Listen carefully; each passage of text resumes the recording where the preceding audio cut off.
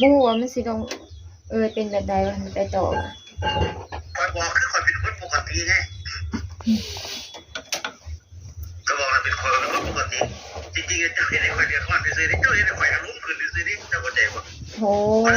อันนี้ค่ะคือเฮาเป็นคนเฮ็ดให้เจ้าอารมณ์ขึ้นบ่นี่คอยพยายามที่เราคอยโทรหาร้านขายเนี่ยเอาปกติโทนลูกกันนี่โทนนิดหน่อยเข้าใจป่ะจักสิอีตนใดคือจะเว้าก็ถูกคือเจ้านั่นแหละมันบ่แม่นลูกเจ้าก็บ่ฮู้ว่าจะสิตนแบบใดบ่แม่นเฮาก็บ่แม่นเมียเจ้าคือจะเว้านั่นแหละการนั้นแหละ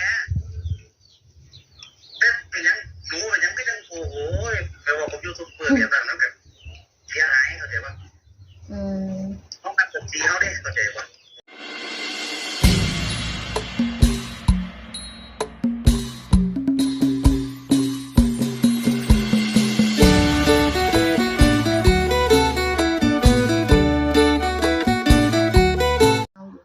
เมื่อก่อนน่ะมิดใจแม่นกับมิดใส่เฮาก็บ่ได้เสร็จมาแนวใดบ่ได้ว่าตอบโต้สิด่าเฮานะก่อนหน้านี้พอเห็นเฮาออกมาเปิดใจแล้วก็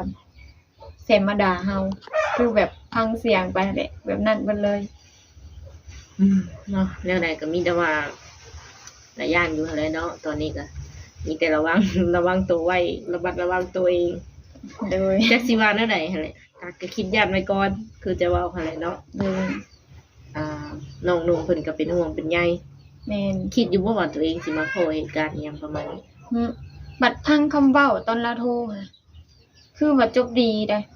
มันเป็นคนละแนวเลยกับตอนเราแชทมาด่าเฮาคือเราพอฮู้อยู่เจ้าเลี้ยงลูกผู้เดียวว่าเจ้าบ่อีต้นลูกจะบ่ลูกเจ้าสิอยู่กินแนวใดแล้วจะเอาเงินนำข่อยแล้วอันนี้แหละเฮาเลยมาอึ้งเอ้าเฮาว่าอยู่กินแนวใดก็บ่เป็นหยังดอกค่ะว่ามันในเมื่อเฮาเจ้าว่าเฮารบกวนเจ้าแล้วแบบนี้เจ้าจังมาด่าเฮาแบบนี้นะเฮาว่าเฮาก็บ่รู้นะสิตอบลาวแบบคือเฮาว่าบ่เอาแล้วก็ยังเว้าแบบว่าเจ้าสิลูกเจ้าสิอยู่แบบใดหั่นนะคือแบบคือเรายังอยากให้ประมาณค่ะแต่ให้แล้วเป็นแนวนี้ไผสิไปกล้าเนาะเฮาก็ว่าบ่แล้วของแนวก่อนเฮาสิลงคลิปเฮาก็ว่าบ่แล้วบ่แม่นว่าเฮาลงแล้วเฮามาปฏิเสธเรานะเฮาเว้าแล้วก่อนหน้านี้บ่แฮงแล้วว่าเฮาบ่เอาเฮาว่าแต่เจ้านี่บ่ได้งอนหรือว่าบ่ได้เครียดหยังไงเพิ่นเนาะอันที่ว่าบ่เอาค่ะเนาะแม่นคือแบบเฮาก็เว้าตอนที่เฮาเสร็จหาลาวว่าเฮาบ่เอานะแม่นเฮาขับรถอยู่ตอนนั้นเฮากำลังเฮาก็เสร็จไปหลังจากเราเสร็จมาปุ๊บหั่นแหละเฮาก็เสร็จตอบแล้วเลยว่าเฮาบ่โอนก็อย่าเฮาบ่เอาเลยเด้อเฮาก็บอกไปแบบนี้ตอนนั้นเฮาก็พอดีขับรถออกไปนอกออกไปซื้อนมซื้อหยังให้ลูกเฮาแหละเฮาก็เลยเสร็จหาลาวเลยแหละกับมิดไปใส่เฮาเลยหลังจากเราฟังเสียงไปแล้วเราบ่ได้ตอบได้จนผ่านมาประมาณ2 มื้อนี่บ่แล้วมาส่งเพลงให้เฮาแล้วเฮาบ่ได้เข้าฟังไงแต่ก็หลังจากส่งเพลงมาแล้วเฮาบ่ได้ฟังแล้วเฮาไปลงคลิปแล้วเราก็เสร็จมาด่าโทรมาแล้วเฮาบ่หับแล้วก็เสร็จมาด่าเลยบัดนี้เรื่องราวก็เป็นประมาณนั้นเลยตัวเนาะอยู่แบบว่าระแวงบ่เดียวนี้โดยในเห็นขอความเสียงเพิ่นตั้งแต่เมื่อคืนนี้แล้วก็เมื่อเช้านี้อีกเนาะโดยแล้วคิดว่าแนวใดแบบการเปิดใจนี่แบบว่าสิโจ๊ะไว้ก่อนบ่เพราะว่าย่านอายเพิ่นหรือว่ายืนยันที่ว่าเฮานี่บริสุทธิ์อยู่แล้วก็บริสุทธิ์เฮาก็ยืนยันคันว่าเรามีคำเว้าแบบเฮาไปขู่แล้วหรือไปจี้แล้วนั่นนี่ก็ให้เราเปิดเลยในเมื่อเราก็เปิดออกมาขนาดนี้แล้วว่าเฮาเป็นแบบนี้นะเฮาเชื่อว่าคำเว้าของเฮาแต่ละคำเฮาบ่ได้เมาและเฮาก็บ่ได้เฮาจื้อคำเว้าตัวเองเบิดนะเฮาบ่แม่นว่าเฮาเมาแล้วเฮาไปเว้าเฮาบ่ฮู้มื้อตัวเองเว้าอิหยังออกไปค่ะคือแบบคำเว้าของเรากับเรายังกล้าเปิดออกมาก็ให้เราเปิดออกมาแบบเฮาเป็นแนวใดคันว่าเรามีอีหยังที่เราคิดว่ายังบ่ทันเบิดสิบ่โดยคิดว่าเจ้านี่ยังมีหลายกว่าหันก็คือเจ้าบริสุทธิ์ใจและให้เปิดออกมาเลยโดยโอ้แนวใดก็สู้ๆซาโมเมเด้อเรื่องราวมันก็ได้เกิดขึ้นแล้วเนาะคือทางเฮานี่ก็เป็นสื่อกลางเฮาก็บ่ฮู้ดอกว่าเรื่องราวทำโอแท้ๆมันเป็นแนวใดหันน่ะแต่ก็ให้ FC ฟังแล้วก็พิจารณาไปนำกันเนาะซาโมเมเพิ่นก็ยืนยันแล้วก็ว่าเพิ่นนี่บริสุทธิ์ถ้าว่ามีอีหยังที่เพิ่นคิดว่ามันหายแฮงเนาะก็มีแต่ว่าอยากออกมาเว้าก็คือออกมาเว้าได้โดยสุดท้ายนี่แบบว่า ทางเจ้ามีหยังอยากบอกอายเพิ่นบ่หรือว่าเบิดแล้ว ก็คือแบบเราเว้าหั่นแหละเราว่าเฮาย้านแบบเฮาไปเปิดอันเฮาเว้าบ่ดีแล้วไปเปิดอันสาธารณะอิหยังแบบนี้บ่ค่ะเราว่าเฮาย้านเฮาบ่ได้ย้านคือแบบ เราได้ใดเราก็เปิดเลยหั้นนะจักสิย้านอะไรเนาะคันคนเฮาถ้ามันมีบ่ดีเนี่ย มันไปอยู่กับอีกเครื่องของเขานะเขามีสิทธิ์เปิดอยู่แล้ว เฮาก็บ่ได้ว่าเฮานี่คือเฮาเว้ากับเราปุ๊บเฮาตอนเฮาโทรหาเราเฮาก็ว่าเจ้าว่าถูกแล้วเฮาว่าเจ้าว่าเฮานี่บ่แม่นเมียเจ้าลูกเฮาบ่แม่นลูกเจ้าเฮาว่าเจ้าว่าถูกเจ้าว่าตัวนี้ค่ะเจ้าว่าถูกแล้วเฮาว่าเฮาบ่ควรที่ว่าสิไปวุ่นวายเจ้าเด้อเฮาว่าสิแหละเฮาผิดตัวนี้เนาะเฮาก็ว่าแต่เจ้าก็พอสิบ่ควรสิมาเว้าใส่เฮาขนาดนี้เฮาว่าจนเว้าเบิดตระกูลโคตรเหงาเฮาด่าผมแบบโคตรเหงาเฮาบ่ยังเลยนะคำเว้าคำด่าของเราค่ะ คือฟังนั่นแหละแบบนั้นแหละ โดยโอเคเนาะมีแต่ว่ามื้อนี้ก็เป็นเรื่องที่ว่าบ่ค่อยดีปานใดเนาะมาอัปเดตทางสาวโมเมเพิ่นก็มีแต่ว่ามื้อหน้ามื้อไหนถ้าว่ามีหยังที่มันไปกว่านี้เนาะก็จังมาโอ้ลมหรือว่ามาชี้แจงกันใหม่อีกเทื่อนึงโดยสำหรับคลิปนี้สาวบ่เตียงก็ขอบใจทั้งสาว ฮัลโหลโดย ยังบ่ฮู้คือกัน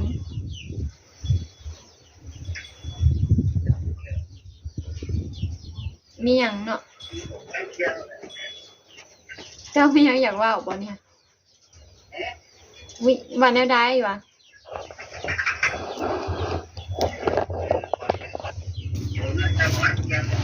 ฮะ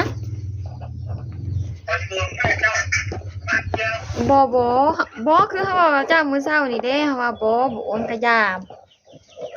บ่เป็นหยังดอกโอนกะยาเขาว่าเฮาบ่ให้โอนแล้วเฮาบ่ได้ไปเอาเนาะกันจะโอนก็จะบ่โอนกะยา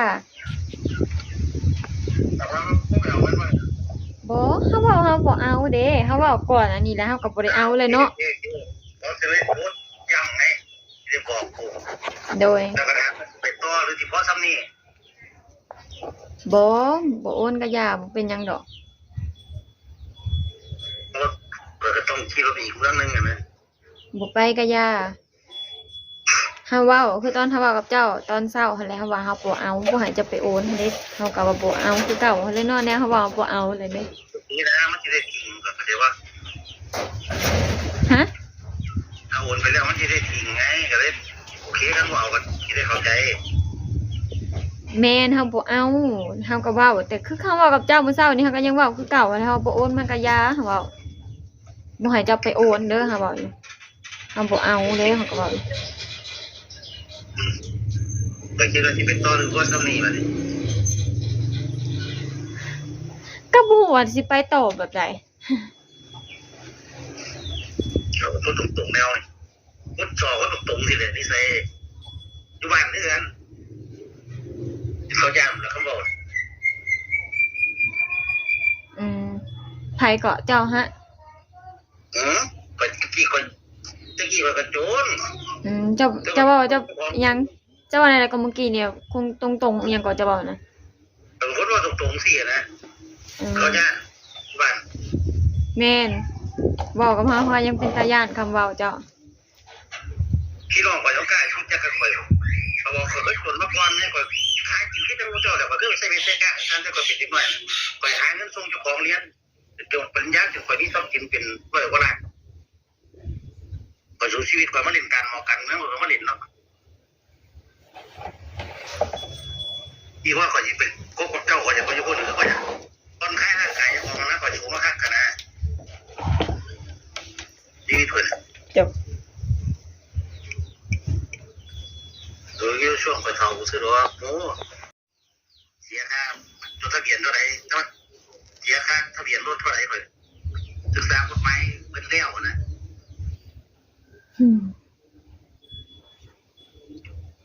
แต่พี่น้องข่อยอยู่คนหลายพี่น้องทุกนะน้องสาววันนี้ไก่สอนผมอยู่หั่นไอ้กี้ก็แบบคนน้ำเราไม่ซีพีเนี่ย400กว่าคนหมดคันเฮาฮู้อัน เฮาแฮงบ่กล้าแล้วเฮาแฮงบ่กล้าเอื้อมเลยคันว่าเจ้า เป็นผู้ใหญ่ปานนั้นผู้แบบจนโหกับทานอิหยังไกไกสอนอิหยัง คอยอยู่ตะกี้กันคอยว่าเจ้าฟังนั้นเจ้าก็ไปหน่อยเจ้าก็ไว้ในหนังสือแหละพอเคยไปใส่เบ็ดใส่ก้างนี่กินนะ อืม เมื่อก่อนก็เป็นไอ้อื่นเรื่องนี้ที่ย้ายไปอยู่อีกของมันพ่อก่อนก็เป็นครูตอนนี้มีพระที่เขาบวชอยู่วัดข่อยน่ะเพิ่นก็บอกว่าอยู่เพิ่นก็เอิ้นว่าเนี่ยกันนั่นก็มาลูกหลานข่อยซะมีแต่คนลาวมัน30-40คนบวชอยู่วัดข่อยเพิ่นก็มีเงินหลายคักเขาเจ้ามันสร้างคนเองเลยเพราะว่าที่ข่อยมันสงบนะ100กว่าไร่น่ะเป็นครูน่ะพ่อข่อยก็บวชพ่อข่อยก็หอบขึ้นไปเฮ็ดพระเฮ็ดหยังเฮ็ดพระพุทธรูปเลยไปอยู่เกาหลีสิซอยพ่อว่าเลยลูกแต่ทีละ10,000 20,000ให้เพิ่น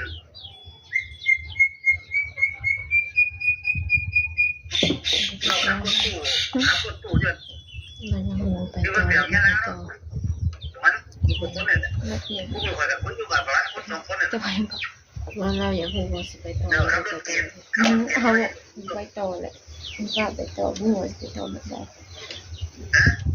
ว่าบ่ฮู้ว่าสิไปต่อแบบใดกันไปต่อกับแบบบ่ฮู้ว่ามันสิต้องเป็นแบบใดว่ามันไปต่อ คอยบอกคือคอยเป็นคนปกติไงก็บอกเราเป็นคนปกติจริงๆเจ้าเห็นไอ้คอยเดือดร้อนไปซื้อเจ้าเห็นไอ้คอยอารมณ์ขึ้นไปซื้อนี่เจ้าก็ใจว่า โหอันนี้ค่ะคือเฮาเป็นคนเฮ็ดให้เจ้าอารมณ์ขึ้นบ่นี่ คอยพยายามที่เราคอยโทรหาร้านขายเนี่ยเอาปกติโทนลูกกันโทนนิดหน่อยเข้าใจว่า จักสิอีตนใดๆคือจะเว้าก็ถูกคือเจ้านั่นแหละมันบ่แม่นลูกเจ้าก็บ่ฮู้ว่าจะสิอีตนแบบใดบ่แม่นเฮาก็บ่แม่นเมียเจ้าคือจะเว้านั่นแหละ คือการนั้นแหละแต่เป็นยังหนูเป็นยังก็ยังโอ้โหแปลว่าผมยูทูบเบอร์แบบนั้นแบบเสียหายเข้าใจว่า อืม เขาทำกับสีเขาได้เข้าใจว่าเขาเสียหายเลยเลยบอก เจ้าเสียหายกะเฮาได้ด่าเฮามีคำได้ด่าจะบอกมีบ่ตัวเฮาได้ด่าจนตัวเจ้าเสียหาย มันกดยึดหน้าดอกมันเมาแบบคล้ายๆจะเสียออกไปเบี้ยงออกไปนะ อือ เข้าใจว่า แต่เฮาเอาโทรศัพท์นำเจ้ามานี่ก็เคยบ่แบบจะเว้าให้เฮาแล้วเฮาเคยด่าจะบอก คำด่าก็แม่นดอกแต่เจ้าน่ะไปออกช่องทีวีน่ะว่าคอยเป็นยังป้ายังจะสั่นสิเนี่ยไม่จะสั่นสินี่เจ้าดิเบี้ยงออกไปมันก็ตรงประเด็นเข้าใจว่าจริงๆเราจักอยู่ที่เจ้าเป็นยังคือจังเพื่อนเขามาเปิดใจเลยเขาจักอยู่เดือดร้อนเรื่องน่ะก่อนอย่างนั้นให้เจ้าบ่ทันก็ไปส่งให้เจ้าบ่ได้ เจ้าคิดแบบนั้นบ่บางทีกับเจ้าน่ะ เขาคิดจังซั่นเนาะ เฮาอาจสิบ่ดีแด้เฮาจังสิบ่ควรกับเจ้าคือจะเว้าหั่นแหละจังสิไปต่อจังบ่ฮู้แนวสิไปหาย้อนว่าบางเทื่อเฮาอาจสิบ่ควรกับเจ้าเฮาเป็นคนบ่ดีคือจะเว้าหั่นแหละแต่ว่ายังสิอยากคบนำเฮาต่อสิบ่เฮ็ดเฮาเป็นคนบ่ดีปานน่ะ ก็เนี่ย ไปต่อซะบ่ โตไปโตก็ถามหนูเลย เฮาบ่กล้าแล้วในเมื่อจะเว้าแบบนี้แหละเฮาก็บ่กล้าเลยเนาะแนวเฮาก็ว่าเฮาบ่ดีอันดับหนึ่งแหละเจ้าจังเว้าออกมาได้ขนาดนี้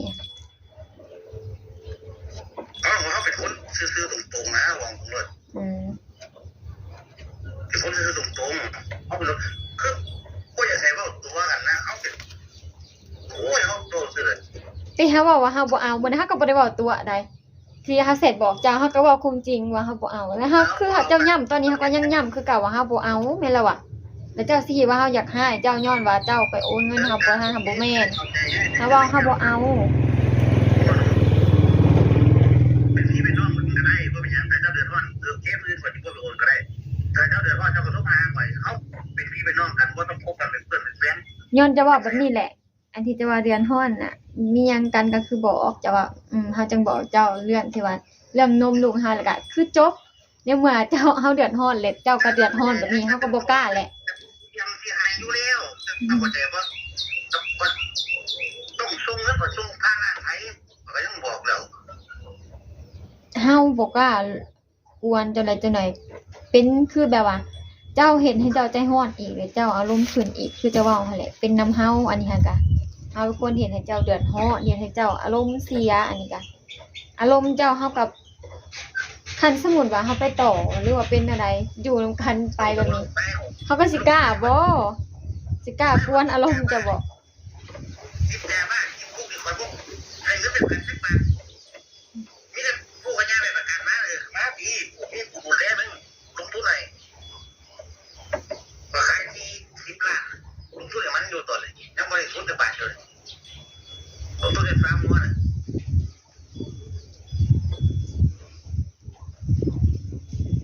เพราะว่าการคบชั่วน่ะมันบ่คบแล้วก็บ่ดีกว่าบ่คบนะก็เป็นคนที่ว่า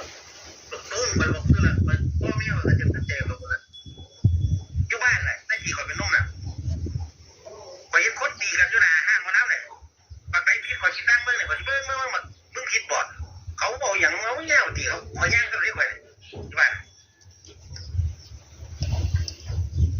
โอเคแค่นี้เลยค่ะ ก็มีพี่ไปน้องกันมีหยังก็เดือดร้อนอีหลีก็บ่มาขออ้ายเข้าใจบ่ถ้าซอยได้ก็สิซอยเข้าใจบ่เนาะ บกล้าดอกเนี่ยน้องเถื่อจะเอากระจิจืบบ่จือคำว่าตัวเองแบบเวลาเจะอารมณ์แบบไปแนวเจ้ากับบ่จือคำว่าก็แบบนี้แหละเจ้าหาเวลาเจ้ากับบ่จือคำว่าเต็งมันสุดท้ายมากะเฮาพี่เป็นคนบ่ดีค่ะ แต่เจ้าไปว่าออก YouTube เนาะโอ้เจ้าก็เลย ก็หันแหละ เจ้าคือว่าโอ้ยใจนะ ตัวหันก็ย้อนจะเป็นผู้ใหญ่หั่นแหละเจ้าจึงเว้าบัดนี้ค่ะมีตัวใดตัวเฮาเว้าผิดบ่ตัวเฮาเว้าหาเจ้าลองเว้าเบิ่งดู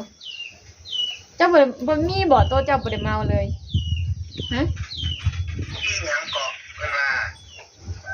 าเดี๋ยวผู้นี้น่ะเจ้านี่เริ่มต้นนี่คือจังเข้ามานั่นน่ะคือว่าเรื่องที่มันนักเรื่องน่ะคือจังเข้ามานั่นน่ะเจ้าที่เริ่มต้นของนี่จักการต้นไหน โอเคเคนี่ค่ะ เข้าใจบ่ล่ะ โดย โอเคนะเดี๋ยวมื้อสิบ่ได้โอนให้เข้าใจบ่ โดยบ่เป็นหยังหรอก โอเคโชคดีสิริแม่เอาไว้บ๊ายบาย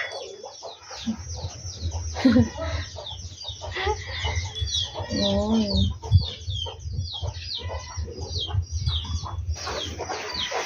เป็นอะไรเกือบน้ำตาตก แบบนี้แหละ เป๊ะแบบเราเว้าเองบ่เราบ่ได้มีเลยใดคือแบบเราสิด่าเฮาค่ะเราเว้าค่ะจบดี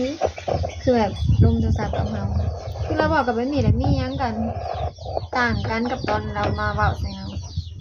มีหยังก็ให้ช่วยเด้อเฮาเว้าเขาบ่เอาคือแบบนี้แหละ แล้วก็สิไปโอนเด้อบ่แล้วก็มาเว้าเฮาเป็นคนโทรจี้เพิ่น เขาบอกเขาบ่เอาเขาก็บ่เอาเขาก็บ่ได้ว่าสิว่าเสร็จไปหาเราคือเขาเว้าตอนเช้าแล้วก็ว่าเขาได้เสร็จนำเจ้าอีกบ่ว่าใครจะได้เงินนี่บอกไปนี่เจ้าจังหวะมาลงด่าเฮาแบบนี้สุดท้ายแล้วก็มาว่าเฮานี่เห็นแท้ลมแล้วเสียแหละว่าคือว่าเฮาดาวด่าเฮาไปนี่นะคือเป็นย้อนเฮาเบิ่งทรงแล้วเว้า คือเพิ่นเว้าไงเนาะเป็นพี่เป็นน้องเนาะ โดย มันเลยเป็นสู่เป็นแฟนก็เป็นพี่น้องกัน เป็นคนรู้จักกันก็ได้เนาะ โดย ถ้าว่าอ้ายเพิ่นโอเคอ้ายเพิ่นเว้าแท้บ่เป็นหยัง เฮายังขอว่าให้มันเป็นแบบนั้นคือแล้วว่าให้เราเจอคำเว้าตัวเอง ให้เพิ่นจื้อบ่เดี๋ยวจังนั้นเพิ่นก็โทรมาเล่นนำอีกแล้วเนาะ แล้วก็บ่ฮู้เนี่ยสิหับแต่แค่ในหวานเว้ากันจบแบบนี้แล้วเฮาก็บอกว่าบ่อยากบ่ค่อยอยากหับปานใดแล้วในเมื่อย่านแบบมันมีแนวมาอีกโอ๊ยจะว่าบ่วนนำกันแล้วพัดแล้วโทรมายังโทรไปหาเรายังร่วมนำกัน ปกติคือเก่าหั้นน่ะจนไหนมันสิมีแนวยืดแนวยาวอีก โดย แสดงว่าต่อไปนี่จะแบบว่าต่างคนต่างอยู่แล้ว โดย หากอายเพิ่นเข้าใจก็ถือว่าดีเนาะถือว่าโอเคเนาะ โดย ต่างคนต่างจบกันโดยดี โดยมีแต่ว่าประมาณนั้นแหละเนาะ FC เพิ่นก็โทรมาหาบ่เมื่อกี้นี่ แม่น โทรมาหาวางงานอัดคลิป แม่น พอดีอัดแล้วแล้วก็โทรกลับหาเพิ่นว่าเพิ่นอยากเว้าอีหยังบ่หรือว่ามีความในใจยังค้างคาอยู่เนาะ โดย สรุปแล้วเพิ่นก็โทรมาอวยพรให้ ให้โชคดีเพิ่นมาสั่นเมื่อกี้นี้เบิ่งทรงเพิ่นก็คือสิบ่ได้อยากให้หรือว่าบ่มีความในใจอีหยังนะเพิ่นก็คือว่าคุยกับเจ้าดีๆเนาะ นั่นแหละเฮายังเว้าอยู่ แต่ว่าเพิ่นก็บ่ได้เว้าคำหยาบเลยเนาะ แม่น อืม ต่างกันเฮ้ยเว้าอยู่เฮายังเว้าอยู่มันคันก็คือร่วมกันผ่านมาคือการแบบเราเป็นอะไรนี่มากอะเวลาเราบ่ได้เราบ่ได้เว้าบ่ม่วนก็คือเราเว้าปกติไว้นี่แหละก็มันก็ลืมไว้บ่ได้ว่าสิเอามาคิดแนวคำเว้าบ่ดีครับบ่ได้เก็บมาก็ลืมไป มีการลืมอีก คันต่อไปแบบเป็นเรื่อยๆเรื่อยๆมันก็อันนั้นแหละเนาะ โดยนี่แหละก็อย่าคิดหลายเนาะทางเจ้าก็ครับมันเรื่องมันก็ได้เกิดได้ค่ะ มีแต่ปล่อยวางหั่นแหละเนาะคือเพิ่นบอกว่าจบแล้วเป็นพี่เป็นน้องเนาะแล้วก็มีการอวยพรส่งท้ายเนาะเบิ่งทรงเพิ่นก็คือสิโอเคแล้วล่ะ หรือว่าจะคิดเท่าใด โอเค เลยจะเป็นประมาณนั้นเนาะ FC เนาะ